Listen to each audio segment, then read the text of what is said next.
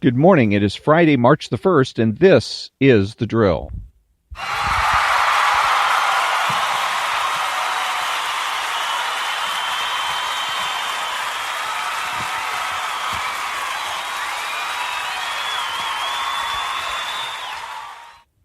And thank you very much. This is Ron, your host, the only true conservative in the United States of America today, because I'm the only one that makes the presumption for the status quo. The country has been brainwashed. We've been brainwashed by the left and brainwashed into believing that nothing can be known with certainty, that we have no free will, that nothing exists except that which we can touch and feel, that there are no universal rights and wrongs, and that absolutely everything in life is a matter of opinion, and therefore anything in the universe can be manipulated, such as the weather, the climate, etc. And today, from Hawkeye on Instagram, the memorial of the day is going to be, I'm going to do two memorials, actually three of them. The first one is Petty Officer Second Class Shapur Alexander Champ Ghane Jr., Navy. So he's a Navy guy, and I'm sure he was a SEAL, although I don't really have any more information than what was displayed here. But in his pictures, it shows him on land and under arms. So I'm sure that, again, he's a special operator and that he was probably a Navy SEAL. The second operator is Staff Sergeant Gregory Frampton. He was a staff sergeant in the U.S. Army, born August 20th, 1965, and he died January 30th, 2003 in the Persian Gulf. And I have no other further information than that, other than he was some kind of a special ops guy. It doesn't say whether or not he was a Green Beret or what type of special operator he was.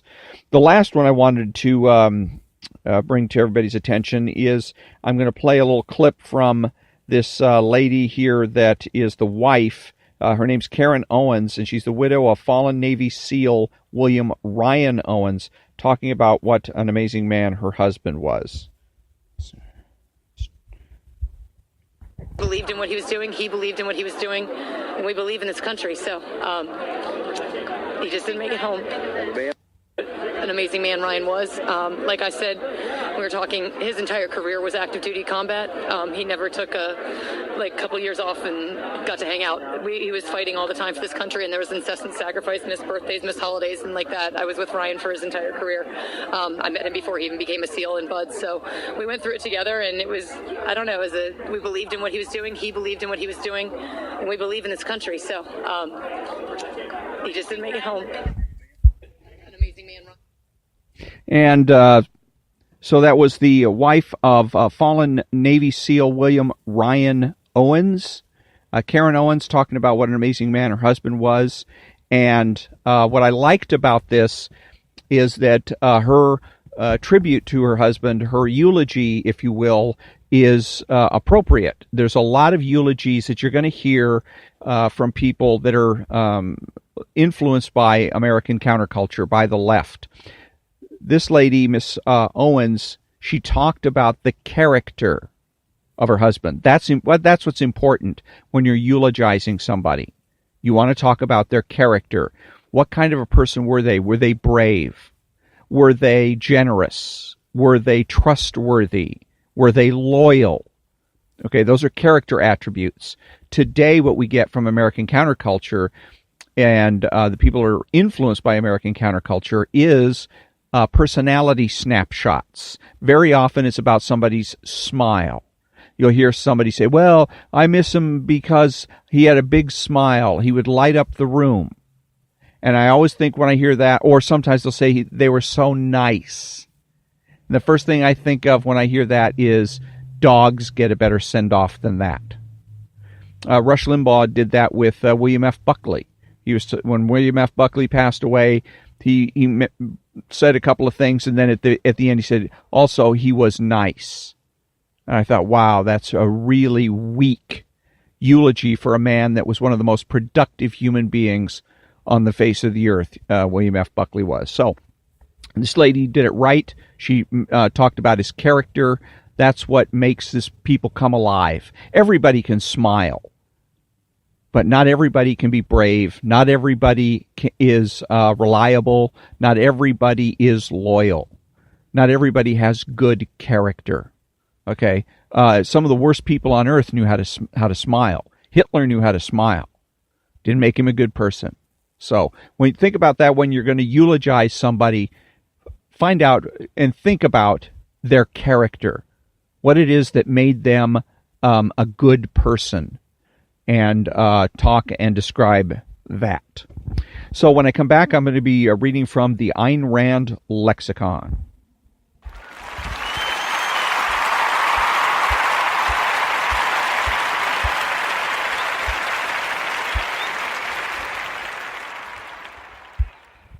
And thank you very much. Welcome back. Free market is the concept of the day from the Ayn Rand lexicon, otherwise known, I guess, as the Ayn Rand glossary. These are words that Ayn Rand uses in a lot of her nonfiction and fiction works that she felt was particularly important for people to know and understand. The other part of understanding the concepts and having definitions is that you really cannot have an argument with somebody, a discussion or a debate, without doing what is known as coming to terms.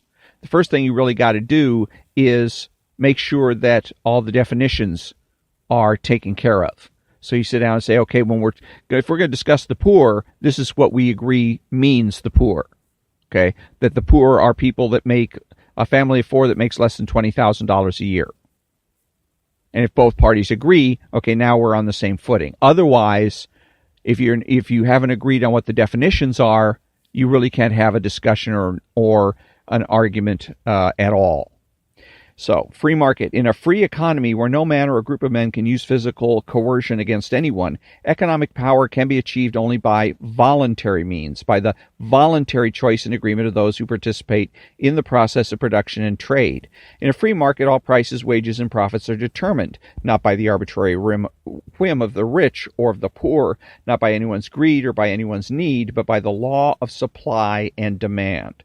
The mechanism of a free market reflects and sums up all the economic choices and decisions made by all the participants. Men trade their goods or services by mutual consent to mutual advantage, according to their own independent, uncoerced judgment.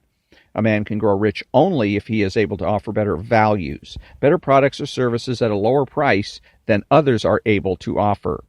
Wealth in a free market is achieved by a free, general, democratic vote, by the sales and purchases of every individual who takes part in the economic life of the country.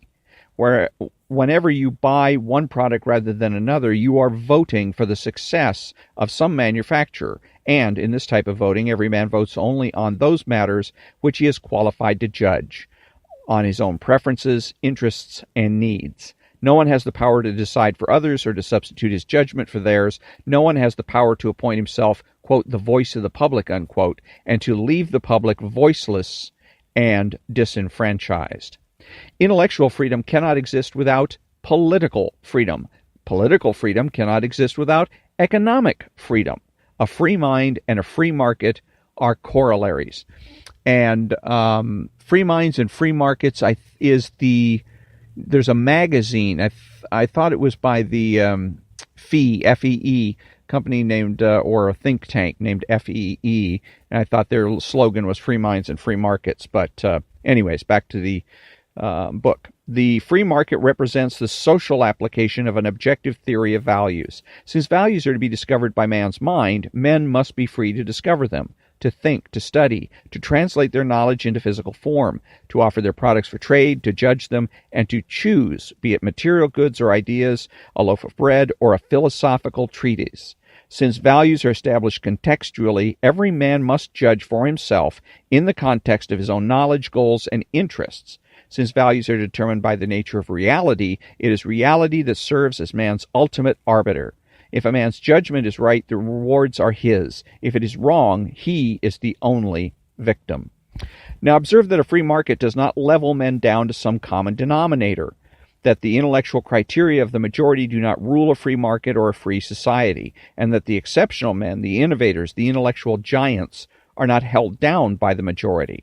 In fact, it is the members of this exceptional minority who lift the whole of a free society to the level of their own achievements, while rising even further and further. A free market is the routinous process that cannot be held still, an upward process that demands the best, the most rational of every man, and rewards him accordingly. While the majority have barely assimilated the value of the automobile, the creative minority introduces the airplane. The majority learn by demonstration. The minority is free to demonstrate. The philosophically objective value of a new product serves as the teacher for those who are willing to exercise their rational faculty, each to the extent of his ability. Those who are unwilling remain unrewarded, as well as those who aspire to more than their ability produces. The stagnant, the irrational, the subjectivist have no power to stop their betters. The mental parasites, the imitators who attempt to cater to what they think is public's known taste, are constantly being beaten by the innovators, whose products raise the public's knowledge and taste to ever higher levels. It is in this sense that the free market is ruled, not by the consumers, but by the producers. The most successful ones are those who discover new fields of production, fields which had not been known to exist. A given product may not be appreciated at once, particularly if it is too radical in innovation, but, barring irrelevant accidents, it wins in the long run. It is in this sense that the free market is not ruled by the intellectual criteria of the majority, which prevail only at and for any given moment. The free market is ruled by those who are able to see and plan long range, and the better the mind, the longer the range. All the evils, abuses, and iniquities popularly ascribed to businessmen and to capitalism were not caused by an unregulated economy or by a free market, but by government intervention into the economy. And it's what she's describing here is basically idealistic. It's an ideal of objectivists and libertarians to have a society that is completely free of coercion, government or otherwise, in which we would have a complete and unfettered market system. And there's always been, as long as we have governments, there's always going to be force available and the temptation to use force. One of the things also that Ayn Rand forgot to note in this particular entry is that markets like energy, there's a saying in physics that energy cannot be created or destroyed.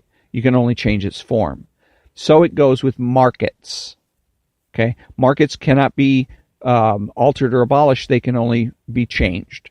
And what happens is that when you have a highly regulatory atmosphere in which the government is heavily involved in business, then you end up, the greater degree of that is the greater likelihood that you're going to end up with an underground economy.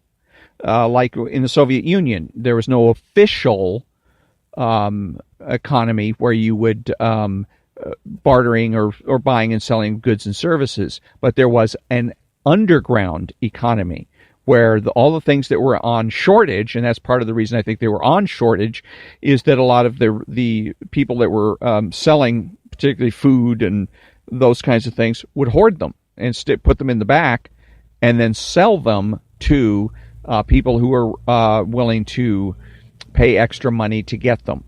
So the markets, again, markets rule, period. The only question is, are they going to be explicit, out in the open, where everybody knows what's going on, and where everybody has a fair shot at being able to avail themselves of the products and services, or is this going to be an underground market in which only the rich and probably powerful are going to be able to participate? So that's the issue. But anyways, that was Free Market from the Ayn Rand lexicon. Back in a minute.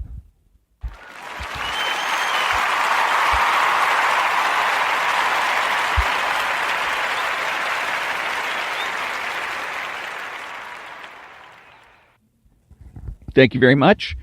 Welcome back. And so I'm going to continue with the 10 books that every conservative must read by Benjamin Wiker. He's the one that wrote a book that was called I believe it's the 10 books that ruined the world, or, well, not destroyed the world, but screwed it up. That was it. 10 books that screwed up the world and 5 that didn't help. So people were on him about, well, if those are the books that we should not pay attention to, then what is it that we should be concentrating on? And so in this particular chapter, he's dealing with C.K. Chesterton and a book by him. And this section is called The Great Gift of Existence and Extraordinary Ordinariness. Now, this section is rather lengthy, so I'm probably not going to finish it today. And so we have come to morality. For Chesterton, the fact that we are strangely and wonderfully made is a gift, a precious and precarious gift, and the proper response on our part is both gratitude and reverent caution. This reverent and cautious gratitude is the ground for morality. Thus Chesterton could say, against the sexual liberals of his day, who were barking against monogamy and baying for free love, that, quote, keeping to one woman is a small price for so much as seeing one woman, unquote. Or against the debaucheries of the celebrated aesthete and litterateur Oscar Wilde, quipped Chesterton, quote, Oscar Wilde said that sunsets were not valued because we could not pay for sunsets. But Oscar Wilde was wrong. We can pay for sunsets. We can pay for them by not being Oscar Wilde, unquote. For Chesterton, materialism ruins morality in 2 ways. By declaring that human beings are merely physical objects, it simultaneously denies that we have free will and sets us free from moral limits to pursue all physical pleasures. The materialist intelligentsia, therefore, declares that since our actions are determined by the ironclad laws of nature, we can't help the way we act. And since we can't help what we do, we may as well do nothing. Determinism and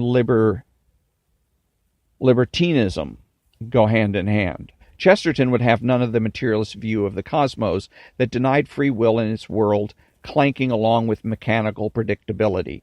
For Chesterton, this was insanity.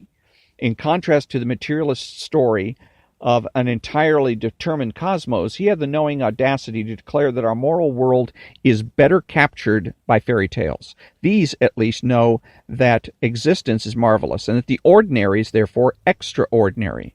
Having firmly grasped this, they affirm the necessity of treating the joys that we have with reverence and humility. Fairy tales assume that human beings are free to act or not to act, and that more often than not, our ultimate happiness rests on our ability to choose not to do something. This common sense truth, found in nearly every fairy tale, Chesterton called the doctrine of conditional joy. Quote, in the fairy tale, an incomprehensible happiness rests upon an incomprehensible condition. A box is opened, and all evils fly out. A word is forgotten, and cities perish. A lamp is lit, and love flies away. A flower is plucked, and human lives are forfeited.